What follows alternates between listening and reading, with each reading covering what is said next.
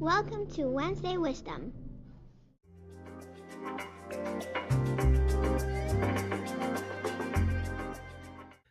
Good morning. This is Jos Visser, the author of Wednesday Wisdom, and this week's article is called Pressure Makes Diamonds. People who are getting on a bit in years, like me, like to discuss how nothing is like it was anymore. In that line of conversation, there's a fine distinction between outright complaining and a potentially useful analysis of changes in society and how these changes impact the things that are happening.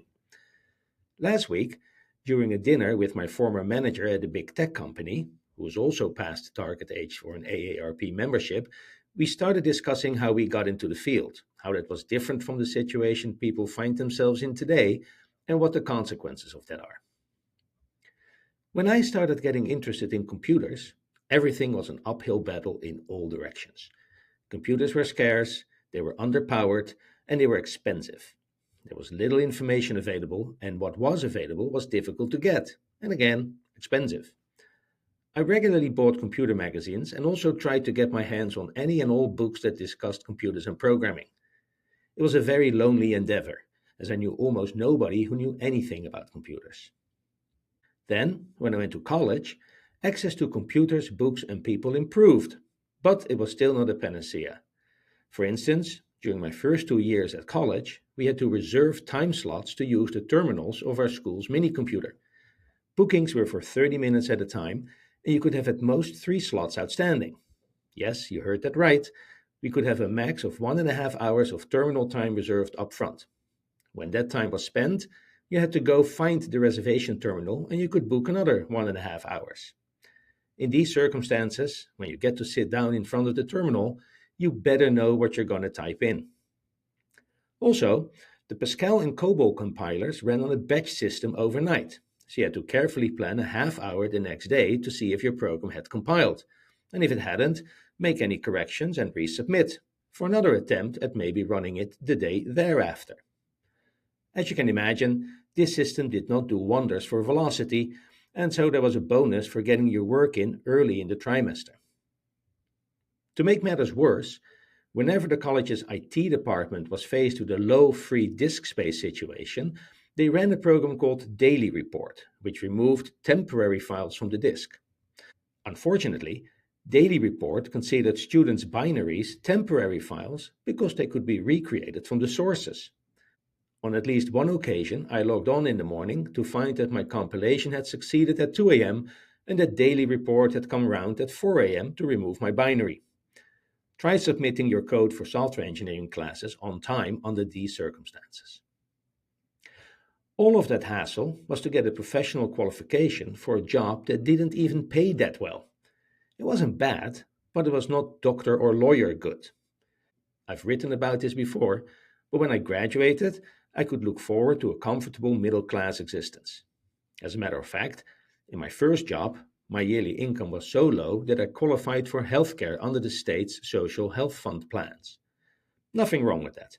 I guess at the time about 75% of the country earned under the threshold for the funds, but it just goes to show that nobody, not even me, thought I was heading for a cushy tech job. There are some consequences to this state of affairs. First of all, in that environment, only people who really, and I mean really, really, like toying with computers get into the field. It's not just that coding wasn't cool yet, it was actually difficult and cumbersome. Only people with a deep interest in the subject matter and with lots of passion studied computer science, and they had to go struggle mightily to become any good at it. But good they typically became, because pressure makes diamonds. Another consequence of this story is that, tech skills being rare, it was very easy to let it go to your head. In the small village I grew up in, I literally knew nobody who was into technology. That's quite lonely, as it means that you have nobody to talk to about your passion, and it doesn't make you very popular either. But it also makes you think you might be a wizard. Myth and legend are full of wizards, and they're always solitary figures that are holed up somewhere and doing things that nobody understands while speaking strange languages. I was a solitary figure that was holed up in my room all day doing things that nobody understood, and I was using strange languages. So I thought I was a wizard. Stands to reason. This feeling persisted into college. Sure, there were more people there, but in the meantime, computer science had become somewhat hip, and so I had a fair amount of fellow students, especially at the start of the first year, who did not have my deep pre college experience hacking with computers. Fortunately, a handful of them did, and we hung out together because it's expected for wizards to form a conventicle, especially in wizard school, forming our own little pre Harry Potter Ravenclaw. Most of the rest didn't make it very far in college. We started the first year with 220 students, and 4 years later, about 60 would graduate. During the introductory program, the professors helpfully said, "Look left and right of you, only one of you will be here next year." Even then, of the people who graduated in the same year as me, I would trust approximately a quarter of them to touch a computer that I care about. The problem with feeling you're a wizard is that it can lead to arrogance. Being in the possession of secret knowledge and arcane spells, I would look down on the muggles who were struggling to set their video cassette recorders' clocks to adapt to daylight savings time, who were trying to tame the dragon of word perfect without knowing the incantations and wand movement required to do so. One day, a couple of guests came in to dine in our restaurant. They were obviously exhausted, and my mother asked what was going on. They explained that they ran a small bookkeeping firm and they had just bought their first computer. For the whole day, they'd been trying to set it up, install some software, and make it print. My mother graciously offered the services of the local wizard, me. Next day, I went over there and did the needful, showing off my mastery of the arcane Mode 9600 and 81 and the contents of config.sys. Until I started working, I really didn't meet anyone who knew more about computers than I did, not even the college professors. However, when I did start working, I soon found myself surrounded by real wizards who knew much more than I did. This was a humbling experience. It's not just that they knew and understood things that I didn't know or understand, they knew and understood so much that I feared I might never catch up. This is, of course, the young person's underestimation of the value of time. Time heals all wounds and it affords compound interest. Steadily grinding over a period of time does wonders. After my first job, I kept finding people who were much smarter and more knowledgeable than me, and I started to thoroughly enjoy their presence. At almost every company or contract, I found at least some people, often older than me, who had knowledge and experience that I didn't have. Fortunately, I'd never become so full of myself that I resented meeting these people. It also didn't break any fundamental feelings of superiority because, being Dutch, I really didn't have these to begin with. All things considered, feeling like a wizard was really a thin layer of veneer. By the way, Holland is the country where people say, if you behave like a normal person, you are already crazy enough. Dutch parents tell their kids to "doe normaal," act normal. It's one of the two Dutch sentences the lovely Mrs. Wednesday Wisdom can pronounce. The other one being hand voor je mond, hand in front of your mouth, which is what we say if someone yawns while providing access to the light source at the other end of the tube that goes through your body all the way to the other end. When I joined Google, I finally found my place. Here was a company where everyone was a wizard. When people asked me what it was like, I used to say, well, everyone's a wizard, and I'm the dumbest person in the building. Being in that exalted company robbed me from any last vestiges of feeling special that might still have been around. My colleagues had written books on a range of topics, had authored open source software that everyone in the world used, patented new stuff left and right, invented new and useful programming languages, and together we did things that have never been done before.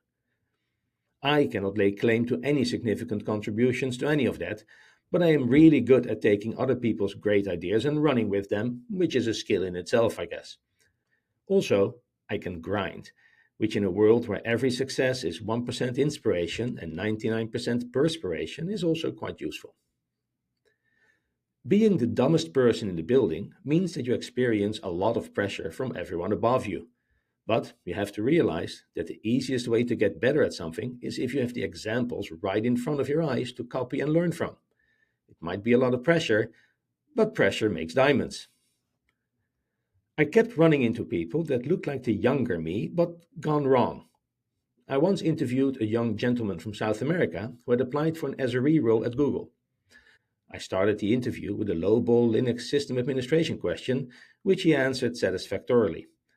After giving the answer, he looked at me proudly and said, "Have you ever met anyone aged 26 who knows as much about Linux as I do?" "Yes," I answered, "everyone in this building." He didn't make the hiring bar, but he still became legendary for asking our lovely receptionist out on a date on his way out of the building.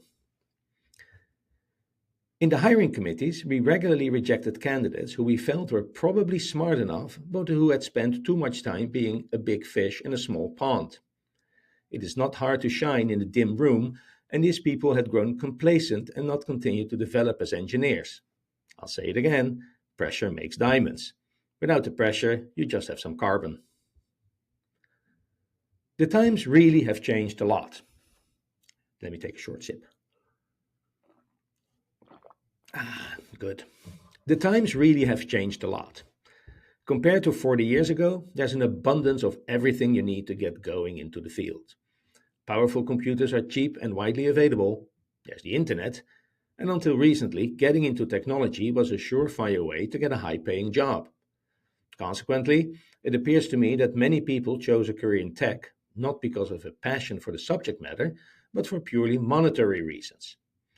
I do not begrudge anyone that choice, and I totally understand parents who give their children three career options: doctor, lawyer, software engineer. But I do regularly see the lack of passion, and without that passion, you do not have the intrinsic motivation to grind, and without that grinding, it is hard to become good. I got regularly asked by people how to land a job at Google, and I told them that the only people who could do that were the ones who had thoroughly misspent their childhood. Personally, I miss the days of poring over a book on Z80 assembler and trying to make heads or tails of it. I got into this field because it seemed to me that making the idiot box do something useful was one of the greatest puzzles around, and it has never disappointed in that sense. Choosing my employer so that I was always the dumbest person in the building worked extremely well for me. As a strategy for selecting your next gig, I can highly recommend it.